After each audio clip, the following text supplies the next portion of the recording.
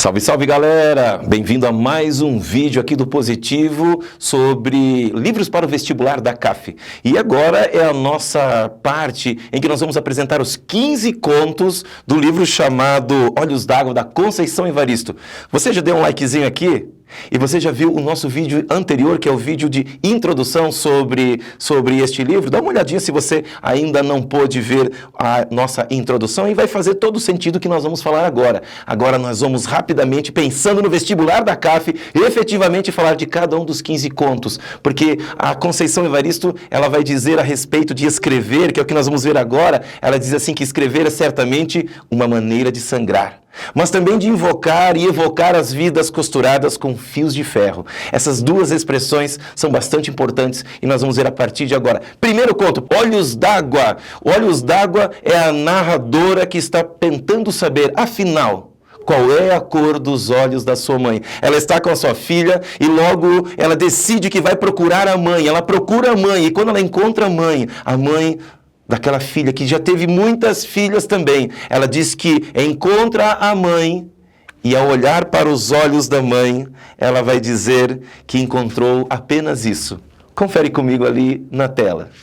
Vi só lágrimas e lágrimas. Entretanto, ela sorria feliz, mas eram tantas lágrimas que eu me perguntei se minha mãe tinha olhos ou rios caudalosos sobre a face. E só então compreendi, minha mãe trazia serenamente em si águas correntezas. Por isso, prantos e prantos a enfeitar o seu rosto. A cor dos olhos de minha mãe era a cor de olhos d'água. Águas de mamãe Oxum, rios calmos, mas profundos e enganosos para quem contempla a vida apenas pela superfície. Sim, águas de mãe Oxum. Volta aqui para mim. O que você pôde ver neste primeiro texto? Você viu a prosa poética destacada com esse texto maravilhoso aqui no final e você percebeu também a influência da cultura afro. A nossa Conceição Evaristo, ela escreve, inclusive usa nomes de algumas personagens, usa, por exemplo, termos que são exatamente da cultura afro. Muito bem, não esquece disso. Vamos para o segundo conto, famoso Ana da Venga. Ana da Venga é esse texto extraordinário que vai fazer a CAF, com certeza deve ter gostado muito. E olha só, a Ana da Venga nem tem nome, o nome dela é Ana da Venga, porque agora ela estará com um homem. Este homem, ele é um líder no morro, na verdade ele é um bandido, e agora ela tem 27 anos. E vai ser a primeira vez que ela terá um aniversário. Só que quando ela está com este homem, o da Venga, que é um homem tão forte, que é dono de um bando, líder de um bando, ele tem um problema. Confere comigo ali na tela. Da Venga, que era tão grande, tão forte, mas tão menino, tinha o prazer banhado em lágrimas. Chorava feito criança, soluçava, umedecia-la toda. Seu rosto, seu corpo ficavam úmidos das lágrimas de Da Venga. Não restava nada a fazer, a não ser enxugar o gozo pranto de seu homem. Volta aqui. Você percebeu, então? Esse homem molha ela do seu gozo, das lágrimas que ele tem. É curioso, um homem tão forte, porém tão menino perto de Ana da Venga. E eu vou destacar mais uma palavra aqui para você, olha aqui do ladinho, gozo, pranto. Essas palavras compostas são muito comuns em todo o texto da nossa Conceição Evaristo. Bem, e qual é o final disto? No dia do seu aniversário ela está feliz e ela quer contar um grande segredo, um segredo maravilhoso. Ela está deitada agora com o seu homem e ela quer dizer que está grávida. Porém, o que acontece? A polícia chegou. A polícia deu ordem de prisão, deu voz de prisão para ele. Ele vai pegar a sua calça que está ali, mas ali também há uma arma. E o final, bem ao gosto da nossa Conceição Evaristo, é assim. Olha só na tela.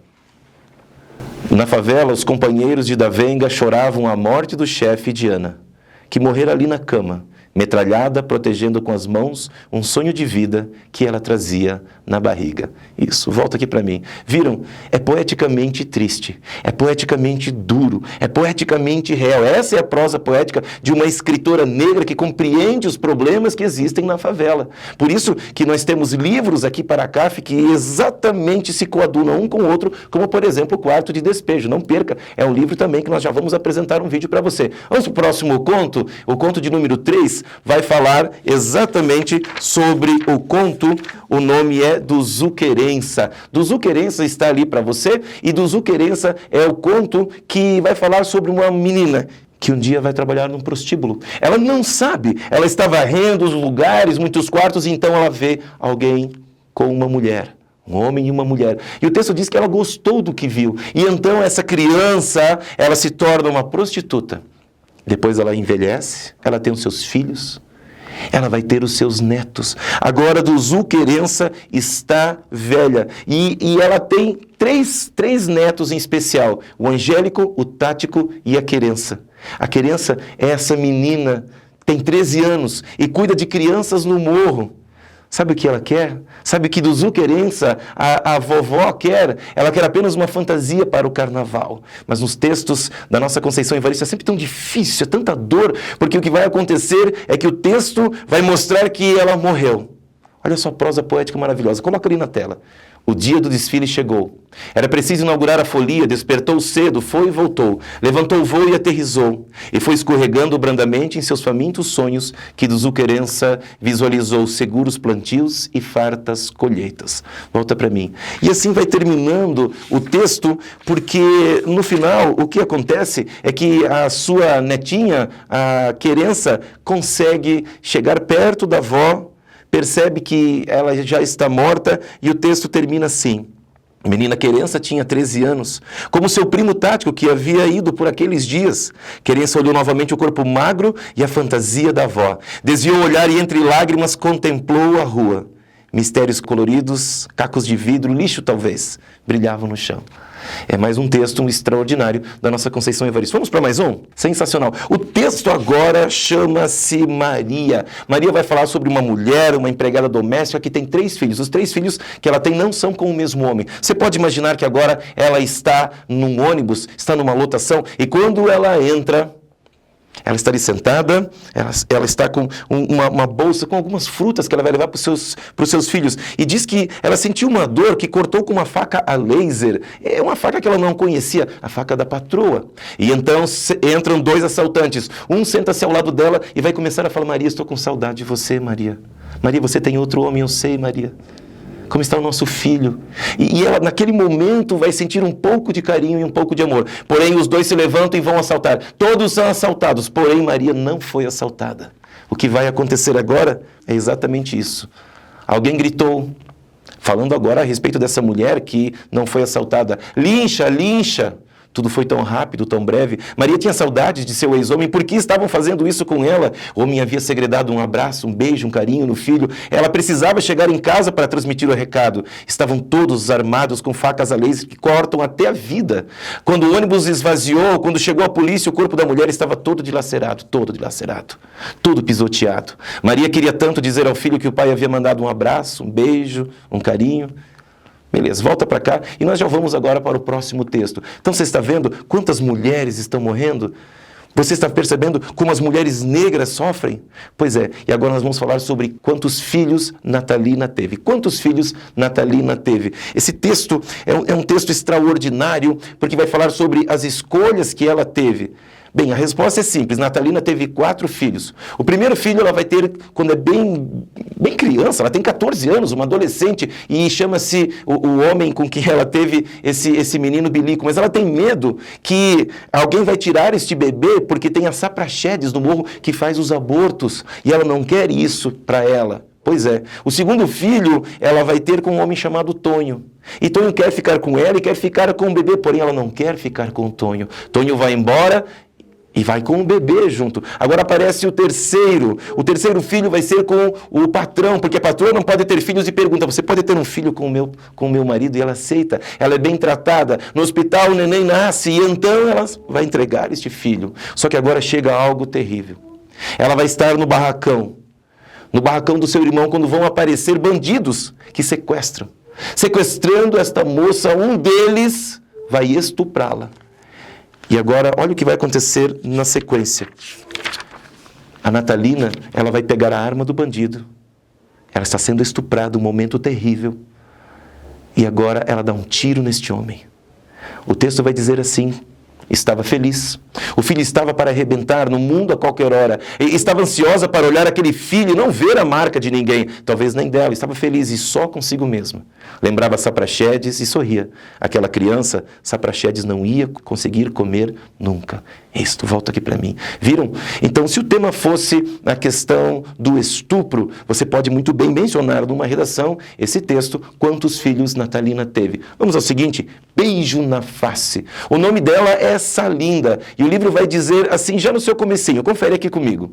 Salinda tombou suavemente o rosto e com as mãos em concha colheu pela 1000ª vez a sensação impregnada do beijo em sua face. Você volta aqui para mim, e agora quando nós pensamos nesse texto, nós entendemos que o que acontece em beijo na face é que a Salinda, ela é casada, e como mulher casada, infelizmente ela está traindo o marido. Por algum motivo ela trai o marido, já vamos descobrir qual é esse motivo. A sua tia chama para que ela vá até um lugar chamado Chão da Alegria. E lá em Chão da Alegria, nessa cidade, ela está com os seus filhos, e a própria tia coloca um quarto onde ela continua recebendo homens. Mas o que acontece? Ela volta para a sua casa, depois de um tempo que não é determinado no texto, e então ela vai receber um telefonema do seu marido. E esse marido vai dizer que ele vai processá-la e que vai ficar com os seus filhos. E então ela está desesperada. E aí o que acontece já no finalzinho de beijo na face é o que você vai ver agora ali na nossa tela. Tentando se equilibrar sobre a dor e o susto, Salinda contemplou-se no espelho. Sabia que ali encontraria sua igual, bastava o gesto contemplativo de si mesma. E no lugar da sua face viu da outra. Do outro lado, como se verdade fosse, o nítido rosto da amiga surgiu para afirmar a força de um amor entre duas iguais. Você está percebendo aqui o amor entre duas mulheres? E ela vai dizer assim, mulheres ambas se pareciam, altas, negras e com dezenas de dreads a lhes enfeitar a cabeça, ambas aves fêmeas, ousadas, mergulhadoras na própria profundeza. E cada vez que uma mergulhava na outra, o suave encontro de suas fendas mulheres engravidava as duas de prazer. Estão vendo aqui, ó, fendas mulheres, essa expressão, porque de fato acontece esse texto, o beijo na face que ela sente é o beijo da outra. Por isso que talvez ela traía o seu marido.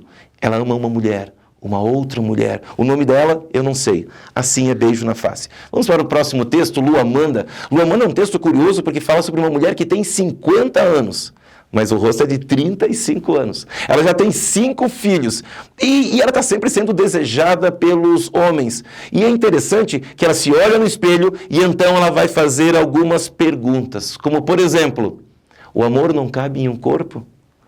Ela vai fazer uma série de 8 perguntas. Ela pergunta, alma menina, alma hífen menina. Está vendo aqui, ó? Alma menina no tempo. E ela pergunta sobre essa questão de ser mulher. E no final, ela vai perceber que o tempo está passando e que é necessário que ela, por favor, que ela possa estar com o homem que já a espera. Confere comigo. Encarou novamente o espelho e se lembrou de um poema em que uma mulher, contemplando a sua imagem refletida, perguntava angustiada, onde é que ela deixara sua outra face? A antiga, pois não se reconhecia naquela que lhe estava sendo apresentada naquele momento.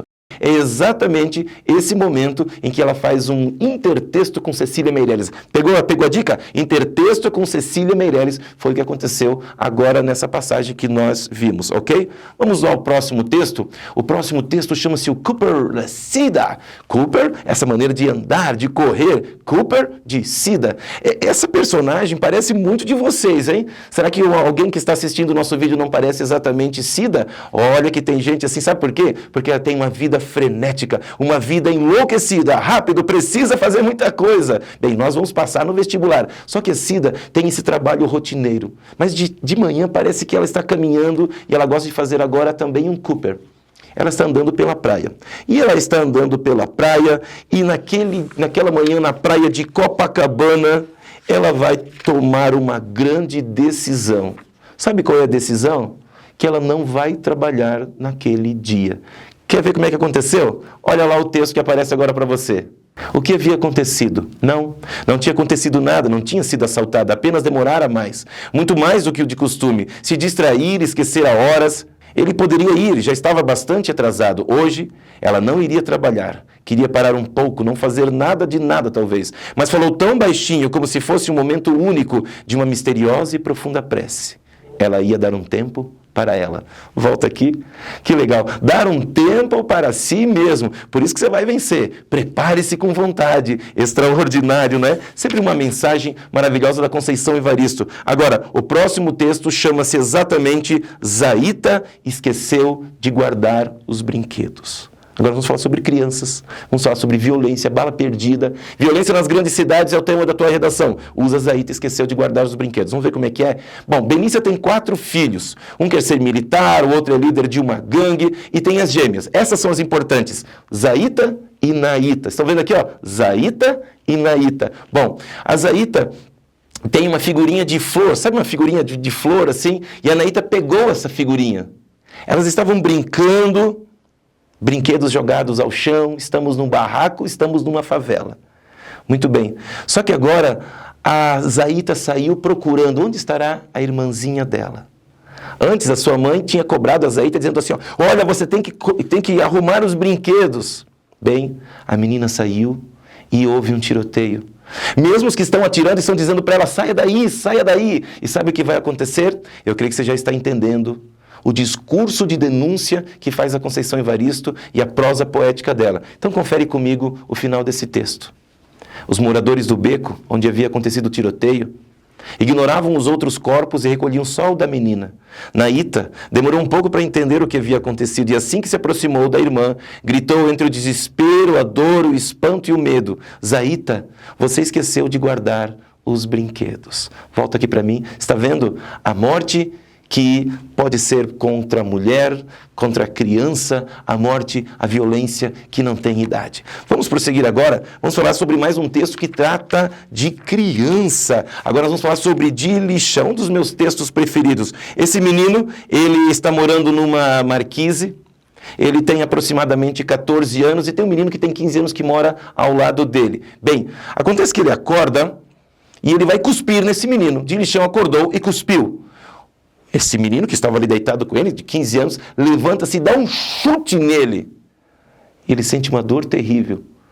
Professor Emerson, que texto mais estranho. Pois é, mas veja o que vai acontecer. Esse Dilichão, neste momento, ele tem uma bola de pus na sua boca. E ele sente uma dor, um abandono, e então ele vai fazer xixi, e o texto diz que ele tem a sua bimbinha. O texto trata isso com muita delicadeza, e que quando ele vai fazer o seu xixi, começa a sair sangue, por causa do chute que ele levou. E então aquela bola que também está doendo nele, ele aperta com toda a força, e sai pus e sangue na sua boca. O menino Dilichão deita, e apenas o que vai acontecer no final é o que nós vamos ver exatamente agora. Estava urinando sangue. Passou a língua no canto da boca. O carocinho latejou num gesto de coragem e desespero. Estão vendo as palavras compostas? Levou o dedo em cima da bola de pus e apertou-a contra a gengiva. Cuspiu pus e sangue. Tudo doía. A boca, a bimbinha, a vida. E outro trecho que eu separei para você. Às 9 horas, o rabecão da polícia veio recolher o cadáver. Muito bem.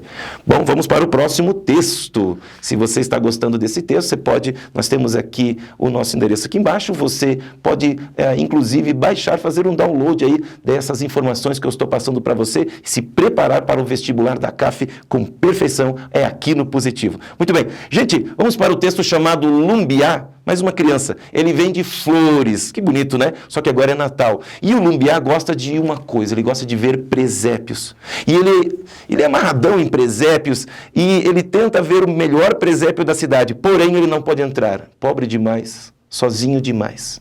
Bem, e o que vai acontecer agora, quando ele finalmente consegue burlar a segurança, ele entra e quando ele vê aquele presépio maravilhoso, quem ele consegue vislumbrar? Ele mesmo.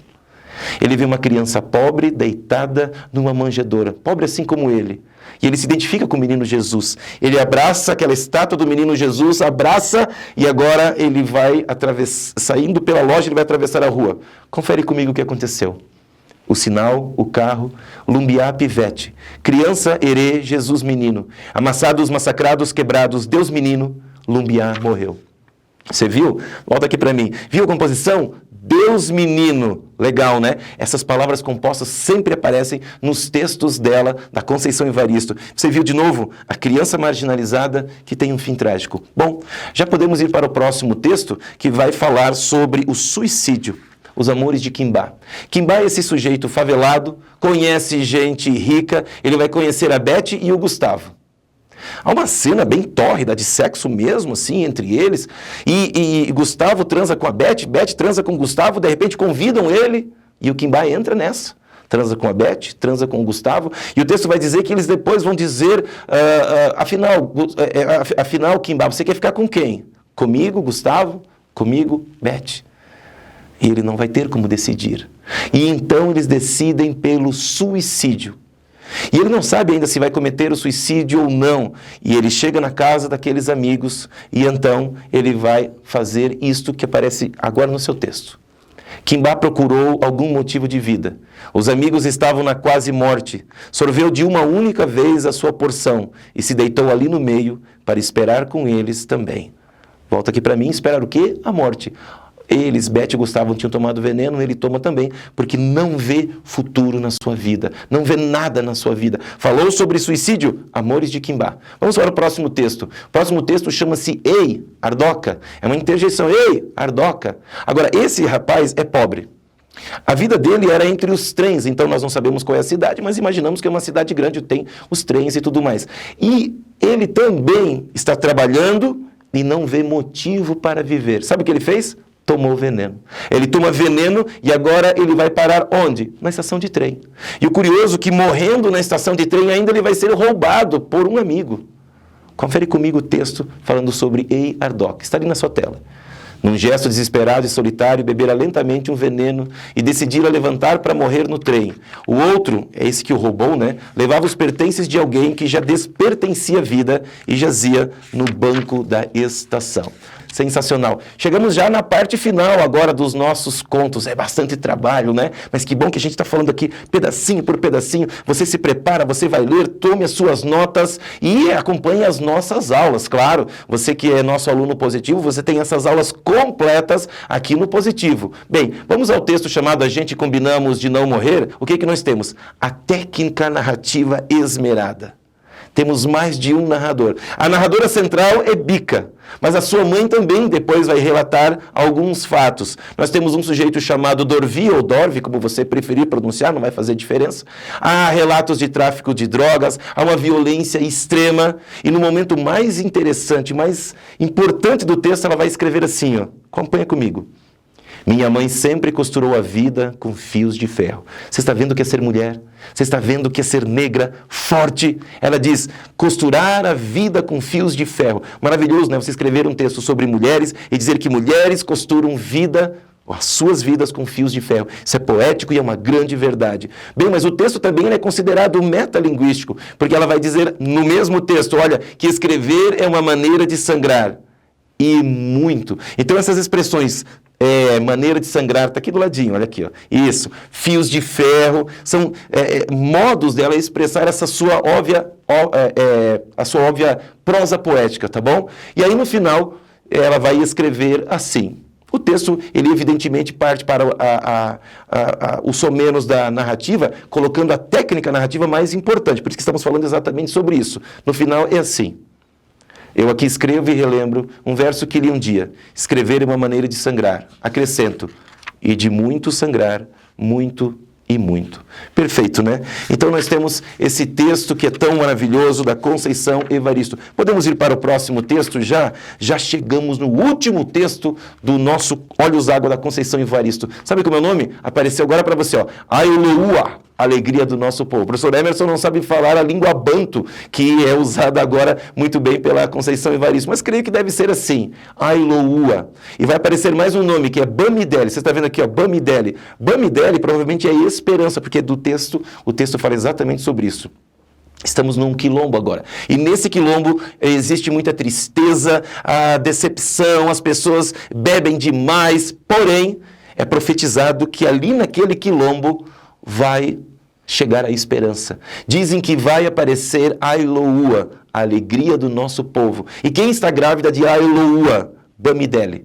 E o final vai ser maravilhoso assim. Viram quantas vezes nós falamos nesses 14 contos sobre a morte, sobre o sofrimento? Agora nós terminamos com alegria, porque veja, acompanha comigo.